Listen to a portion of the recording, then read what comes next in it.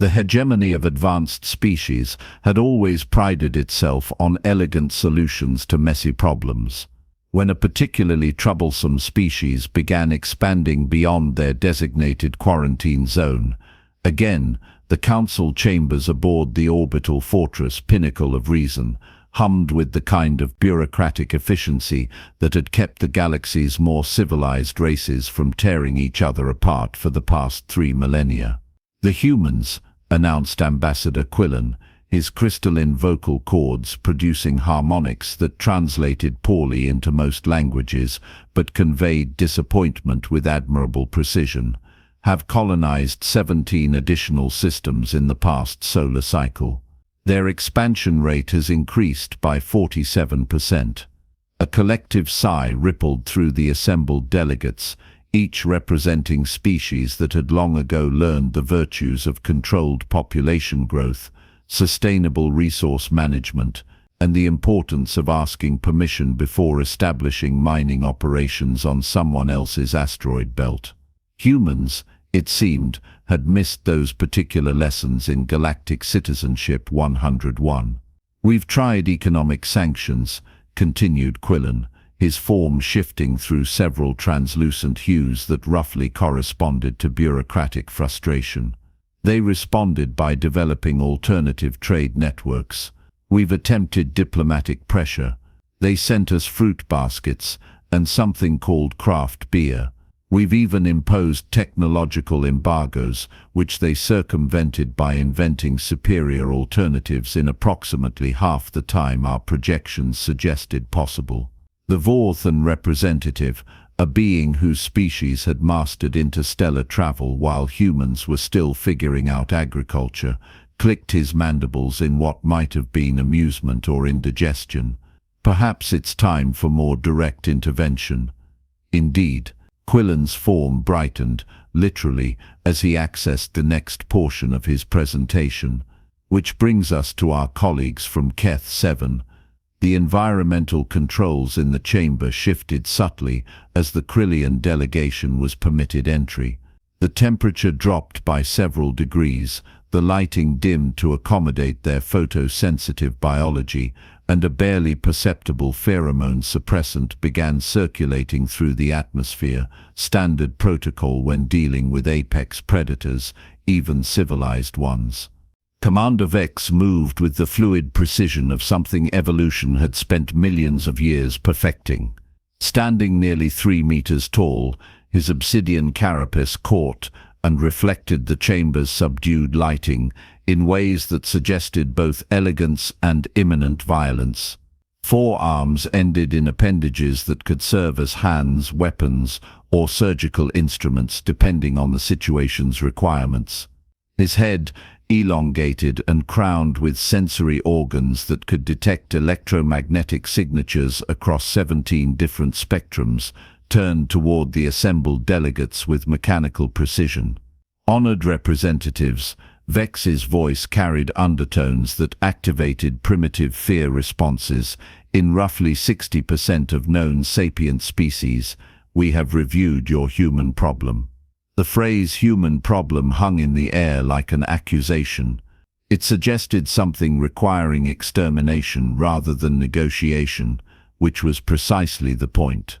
The Kryllian solution, Vex continued, his secondary arms making gestures that emphasized key points while his primary hands remained perfectly still, has proven effective across 47 previous interventions.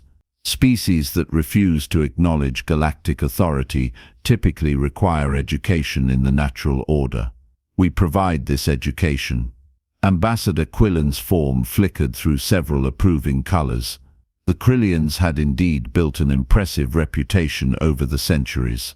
Their homeworld of Keth 7 had produced evolution's most successful answer to the question, what happens when you combine intelligence, social cooperation, and an uncompromising commitment to being absolutely terrifying? "Your methodology?" inquired the Altarian delegate, whose species had never encountered a predator more dangerous than an occasionally cranky herbivore. "Psychological dominance followed by selective elimination," Vex replied with the casual tone of someone discussing weather patterns. We establish hunting territories within the target species' primary population centers. Initial kills focus on leadership figures and those displaying aggressive responses to our presence. Fear propagates exponentially. Within one standard cycle, the surviving population typically demonstrates appropriate submission behaviors. And if they don't submit? The question came from the Centaurian representative, whose species had achieved sapience through cooperative hive mind evolution and genuinely couldn't comprehend resistance to superior force. Vex's mandibles spread in what observers had learned to interpret as amusement rather than threat preparation.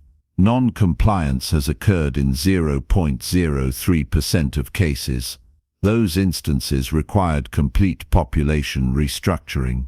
The euphemism population restructuring carried implications that made several delegates uncomfortable, but the hegemony had long ago accepted that maintaining galactic stability sometimes required unpleasant necessities.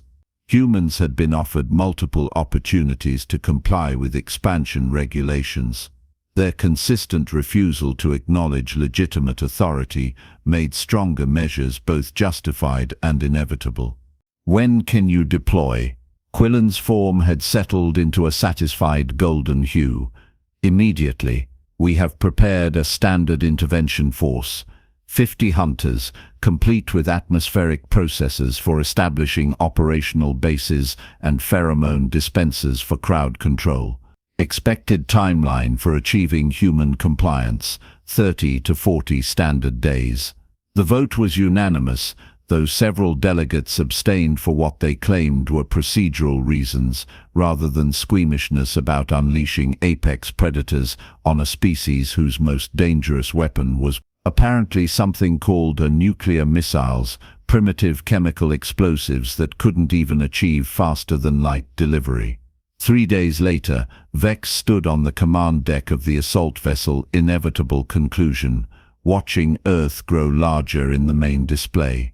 Intelligence reports had painted a picture of a world whose dominant species had barely achieved rudimentary space travel, possessed no energy shields, and seemed to spend most of their time engaged in territorial disputes, using projectile weapons that still required chemical propellants. Preliminary scans confirmed the briefing data, reported his second-in-command, a hunter named Ket, whose specialty involved psychological manipulation through pheromone control. No orbital defense platforms, no energy weapons signatures, no evidence of genetic enhancement programs. The dominant species appears to be completely unmodified baseline biology. Vex allowed himself what humans might have recognized as satisfaction if humans had possessed the sensory equipment to detect the subtle electromagnetic fluctuations that indicated Kryllian emotional states. This would be another textbook intervention, fast, efficient, and thoroughly educational for any other species considering similar acts of defiance. The Inevitable Conclusion settled into orbit around Earth's primary moon, establishing a base of operations that would serve as both staging area and psychological demonstration. Any species capable of detecting their presence would immediately understand that resistance was futile. The Kryllians had claimed the high ground and could strike anywhere on the planet within minutes. Initial surveillance confirmed the intelligence report's accuracy while adding several details that seemed almost comically primitive. Humans had indeed developed nuclear weapons, but their delivery systems required minutes to reach targets on the same continent. They had achieved spaceflight, but their vessels used chemical rockets that took days to reach orbital velocity. Most amusingly, their communications networks relied on electromagnetic radiation broadcast through their atmosphere, completely unencrypted and easily intercepted. "Commander," Ket's voice carried undertones of confusion, "you should review these intercepts." Vex examined the translated communications his subordinate had highlighted. Much of it seemed to be commercial advertising for products called pet food. veterinary services, and animal training equipment. The remainder consisted of what appeared to be entertainment broadcasts featuring humans interacting with various non-sapient species. They keep animals, Vex observed. Domesticated food sources, presumably. That was my initial assessment, Ket replied. But these intercepts suggest something different. They appear to maintain these creatures for companionship rather than consumption. Vex studied the data more carefully. Humans did indeed seem to cohabitate with numerous species, but the nature of these relationships defied conventional predator-prey dynamics. Instead of keeping food animals in controlled environments until harvest, humans seemed to allow their domestic creatures considerable freedom while providing care that suggested emotional attachment rather than resource management. Curious, Vex admitted, but irrelevant to our mission parameters. Prepare the first wave. We'll establish hunting territories in major population centers and begin standard intimidation protocols. The first Kryllian hunting party landed in what humans called New York City at approximately 0300 local time, when intelligence suggested minimal civilian presence on the streets.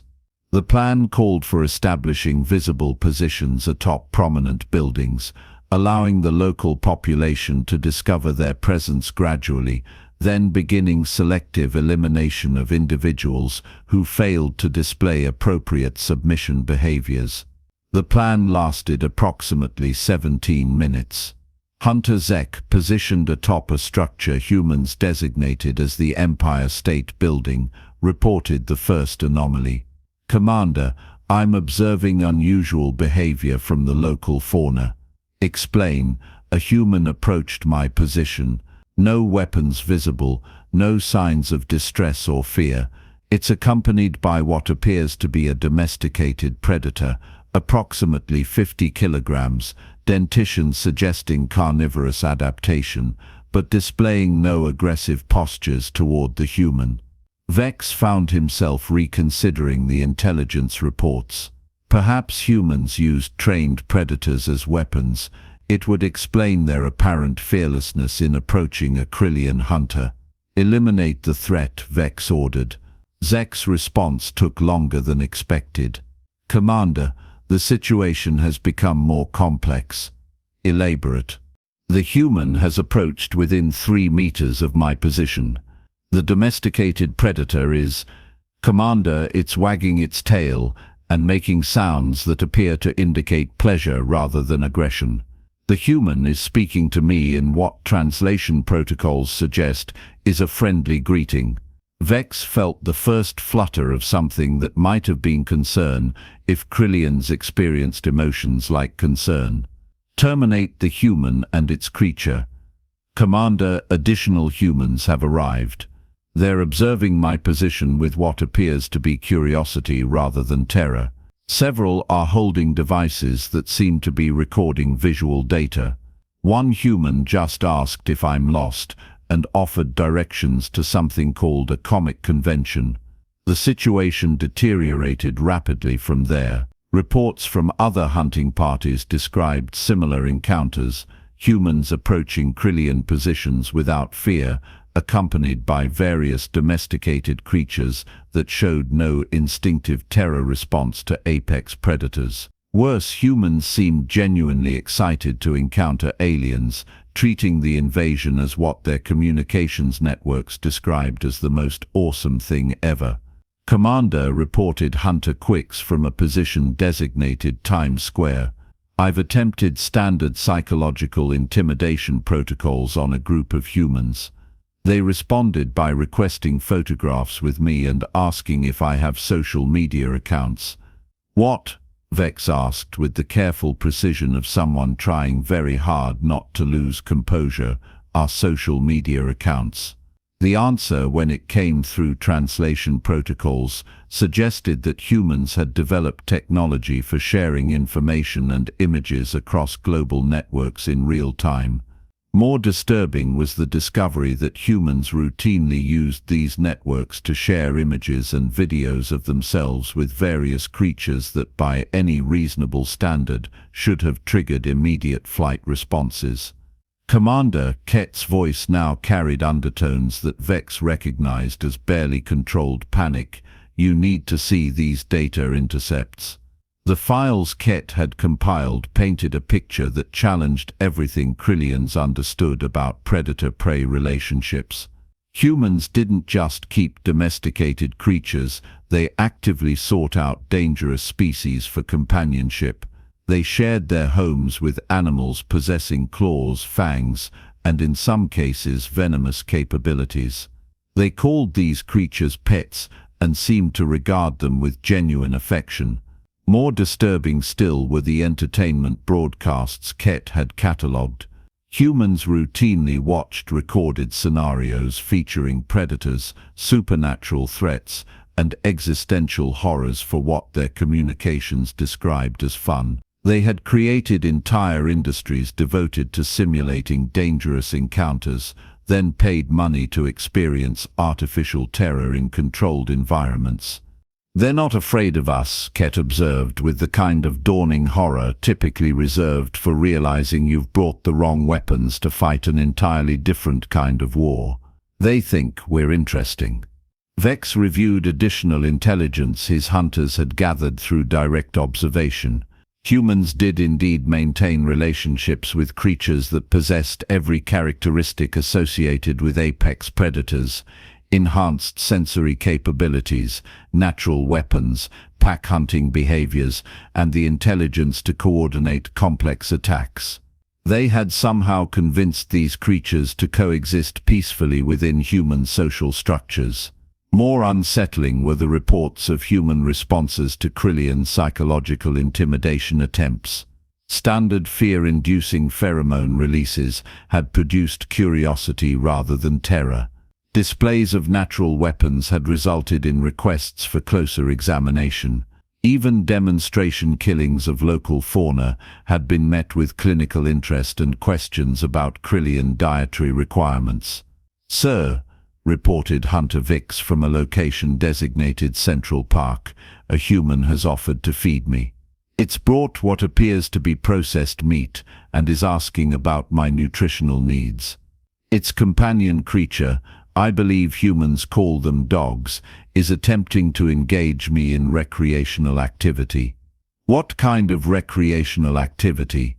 "It appears to want me to chase a spherical object while it runs in unpredictable patterns. The human is encouraging this behavior and seems pleased by the interaction." Vex felt something that Kryllian psychology didn't have proper terminology for: the creeping realization that one's fundamental assumptions about reality might be completely wrong. "Withdraw to designated rally points.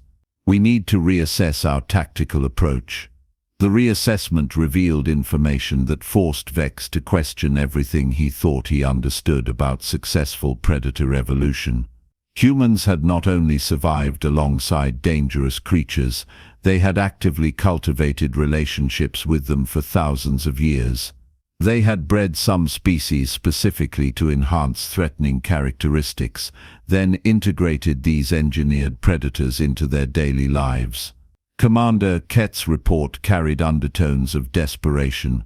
"I've analyzed their entertainment broadcasts more thoroughly. They routinely consume media featuring scenarios that would trigger species extinction responses in most sapient life forms. They appear to enjoy simulated encounters with creatures far more dangerous than ourselves." Vex examined the data. Human entertainment did indeed feature predators that made Kryllians seem almost benign by comparison. They had imagined creatures with capabilities that exceeded anything evolution had actually produced, then created detailed scenarios involving human characters overcoming or befriending these impossible threats. "They've been training for this," Vex realized, "not specifically for us, but for encounters with apex predators in general. They've spent their entire evolutionary development learning to coexist with dangerous species." It gets worse, sir. I've identified several human subcultures devoted to seeking out dangerous encounters voluntarily. They call it extreme sports, and participants seem to actively pursue situations that would represent immediate threat scenarios for most species. The final realization came when Hunter Dex reported from what humans called Australia. "Commander, I've encountered a human settlement where residents casually interact with venomous arthropods, aggressive marsupials, and predatory reptiles as part of their normal daily routine. One human child attempted to show me her pet snake and seemed disappointed when I maintained safe distance." How, Vex asked the universe in general, did these creatures survive long enough to develop space travel? The answer, when it came through continued observation and analysis, painted a picture that challenged Kryllian understanding of evolutionary success. Humans hadn't survived, despite their willingness to coexist with dangerous species. They had survived because of it. Their ability to form cooperative relationships with predators had provided advantages that outweighed the obvious risks. More troubling still was the growing evidence that humans were treating the Kryllian invasion as an interesting development rather than an existential threat. Their communications networks buzzed with discussions about first contact protocols, speculation about Kryllian biology, and suggestions for making their unexpected visitors feel welcome. "Sir," reported Hunter Ket, "several human scientists have requested permission to study our physiology. They seem particularly interested in our sensory capabilities and are offering to share their own research in exchange. Comparative predator behavior studies, evolutionary biology of cooperative species relationships, and something called xenobiology theoretical frameworks. Commander, they've been scientifically analyzing the kind of relationships we're trying to establish through intimidation." The situation reached peak absurdity when Dr. Martinez, a human xenobiologist, managed to arrange a formal meeting with Vex through what she called proper diplomatic channels. She arrived at the designated location, accompanied by a creature she introduced as Professor Whiskers, a domesticated predator that humans classified as a cat, despite its obvious capability for inflicting serious injury. "Welcome to Earth," Dr. Martinez said, displaying none of the fear responses that should have accompanied meeting a Kryllian for the first time. "We're absolutely thrilled to finally meet representatives of another sapient species. I have to say, your morphology suggests some fascinating evolutionary adaptations. Would you be willing to participate in comparative biology studies?" Vex found himself in the unprecedented situation of being offered academic collaboration by his intended victims. Professor Whiskers, meanwhile, demonstrated the kind of casual indifference to apex predators that suggested humans had indeed been living alongside dangerous creatures for so long that their threat assessment protocols had apparently broken down completely. "Your species," Vex said carefully, "doesn't seem appropriately concerned about our presence." Dr. Martinez looked genuinely puzzled. "Should we be? I mean, you're obviously intelligent, you've achieved interstellar travel, and you seem interested in communication rather than immediate hostilities. This is literally the most exciting thing that's happened in human history. We are apex predators," Vex explained with the patience of someone trying to communicate a very simple concept. "We hunt intelligent species for population control purposes." "Oh," Dr. Martinez nodded, as if this made perfect sense, "like wolves with deer populations. That's actually a really interesting ecological approach to managing sapient species expansion. Do you find that selective pressure improves the surviving population's adaptive capabilities, or are you primarily focused on numerical reduction?" The conversation continued for 3 hours.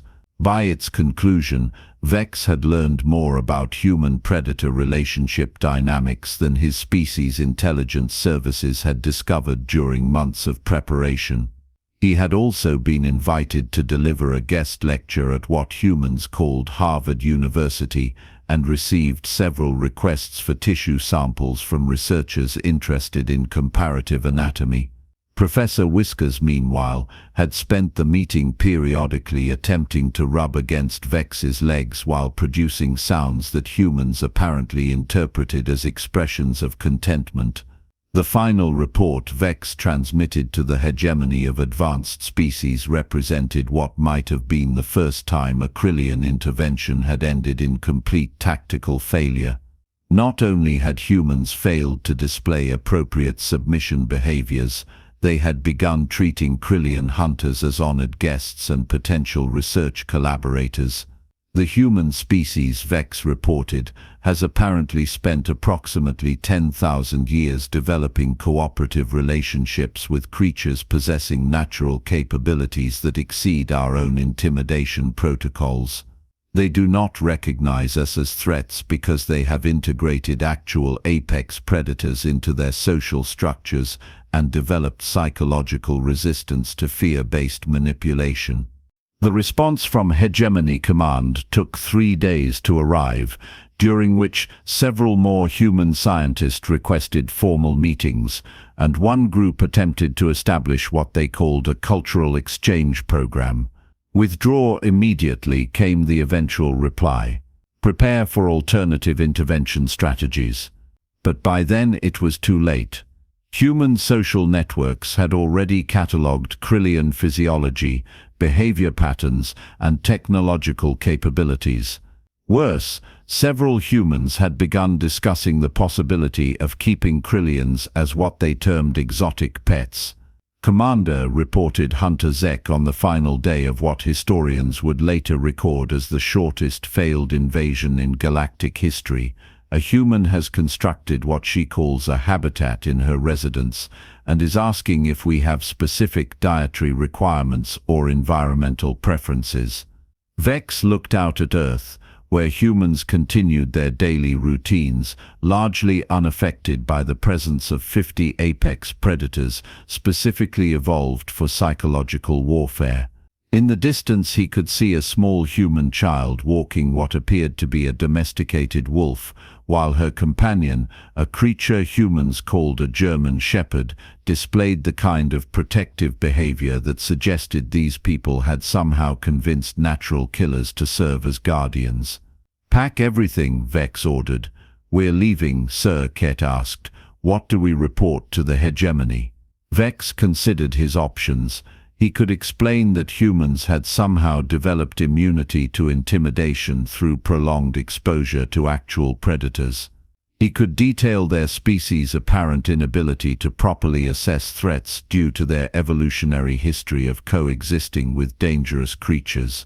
He could describe their scientific curiosity overriding survival instincts that should have been hardwired into their biology. Instead, he settled for the truth. "We report that the human species has been training for encounters with apex predators for their entire evolutionary history. They're not afraid of us because they've been living with creatures worse than us for millennia, and they seem to enjoy it." The inevitable conclusion departed Earth's system, carrying what would become the galaxy's most disturbing intelligence report. Humans had somehow turned predator-prey relationships into recreational activities, scientific research opportunities, and emotional support systems. They had transformed the most basic survival dynamics that governed all other known sapient species into what they called pet ownership. Ambassador Quillen's form cycled through several colors that didn't have translations in most languages when he received Vex's final report.